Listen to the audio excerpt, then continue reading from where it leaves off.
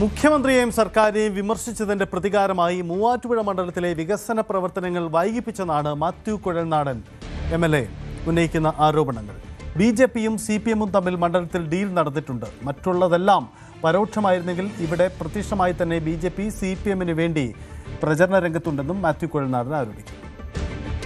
മൂവാറ്റുപുഴയിലെ sitting MLAയും UDF സ്ഥാനാർത്ഥിയുമായ Shri Mathew Kuzhalnadan news 8-നൊപ്പം ചേരുകയാണ്.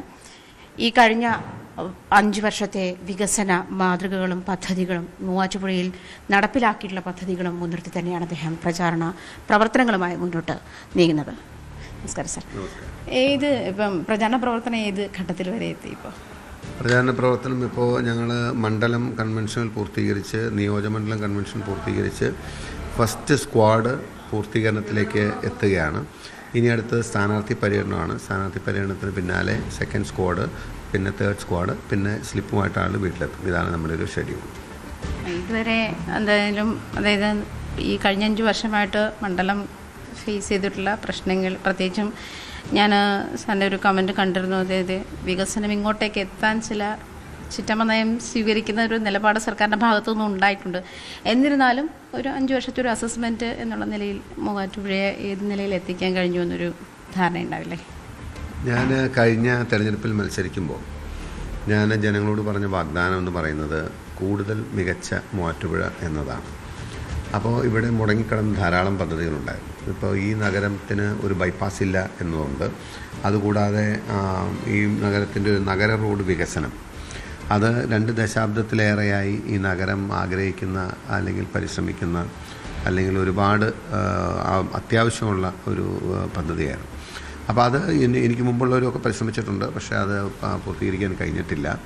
അപ്പോൾ കൂടുതൽ മികച്ച മൂവാറ്റുപുഴ എന്ന നിലയിൽ മുന്നോട്ട് പോയപ്പോൾ ഈ നഗരത്തിന് വേണ്ടി ആദ്യമായി ഈ 4-വരിപ്പാത നഗര റോഡ് വികസനം പൂർത്തിയാക്കാൻ കഴിഞ്ഞു. അതൊരു വലിയ ആശ്വാസവും അഭിമാനവും സന്തോഷവും നേട്ടവും ഒക്കെ തന്നെയാണ്. രണ്ടാമത് ഇവിടുത്തെ bus stand, KSRTC bus stand മുടിഞ്ഞു കിടക്കുന്ന സ്ഥലമായിട്ട് ഡാർക്ക് പ്ലേസ് പോലെ കടന്നിരുന്നതാണ്. അതിനെ പുനരുദ്ധരിച്ച് എൻ്റെ MLA ഫണ്ടിൽ നിന്നും 4.5 കോടി അടക്കം മുടക്കിയാണ് ഇപ്പോൾ കാണുന്ന പോലെ മൂവാറ്റുപുഴ ബസ് സ്റ്റാൻഡിനെ പൂർത്തീകരിക്കാൻ കഴിഞ്ഞത്. അത് ജനങ്ങൾ ആവശ്യപ്പെട്ടിരുന്ന, ജനങ്ങൾ ആഗ്രഹിച്ചിരുന്നൊരു വികസനമാണ്. കൂടാതെ ഇതുവരെ ഒരു ബൈപ്പാസ് ഇല്ലാത്ത മൂവാറ്റുപുഴയ്ക്ക് ഒരു ഫുൾ ഫ്ലെഡ്ജ്ഡ് ബൈപ്പാസിൻ്റെ വർക്ക് പ്രോഗ്രസ് ചെയ്തുകൊണ്ടിരിക്കുകയാണ്. അത് മുമ്പോട്ട് പോകുന്നുണ്ട്. കൂടാതെ നഗരത്തിൽ തന്നെ വലിയൊരു സ്പോർട്സ് ഫെസിലിറ്റി വരുന്നുണ്ട്. ഇതാണ് മേജർ ഡെവലപ്മെൻറ്റ് പ്രോജക്ട്സ് ഉള്ളത്. പിന്നെ ഇതുകൂടാതെ ഒരു 450 കോടിയുടെ ഒരു പാരലൽ MC റോഡ് എന്നുള്ളൊരു കോൺസെപ്റ്റ് അക്സെപ്റ്റ് ചെയ്ത് ഫിനാൻഷ്യൽ സാങ്ഷൻ കിട്ടിയാൽ മുമ്പോട്ട് പോയിരുന്നു. പക്ഷേ സർക്കാർ ഇടയ്ക്ക് വെച്ച് സർക്കാരിന് നമ്മളോടുള്ള പ്രത്യേക താല്പര്യം കൊണ്ടും മറ്റ് ഘടകങ്ങളുമൊക്കെ വെച്ചിട്ട് അത് തൽക്കാലം അവർ ഫ്രീസ് ചെയ്ത് വെച്ചിരിക്കുകയാണ്. ഇനിയൊരു UDF സർക്കാർ വരുമ്പോൾ വേണം അതൊക്കെ പൂർത്തീകരിക്കാൻ. അപ്പോൾ ആ നിലയ്ക്ക് മണ്ഡലത്തിലെ വികസനങ്ങൾ 5 വർഷക്കാലം ചെയ്യാൻ കഴിഞ്ഞത് തന്നെയാണ് ഈ തെരഞ്ഞെടുപ്പിൽ എൻ്റെ ഏറ്റവും വലിയ ആയുധം എന്ന് പറയുന്നത്. ഈ പറയുമ്പോൾ ഈ സർക്കാർ ഇടപെടൽ ഉണ്ടാകുന്നു, അല്ലെങ്കിൽ ഈ പറഞ്ഞ പോലെ ഹോൾഡ് ചെയ്ത് വെക്കുന്ന സാഹചര്യമൊക്കെ വേണ്ടി വന്നു എന്ന് പറയുമ്പോഴും മാത്യു കുഴൽനാടൻ MLA ആണ്.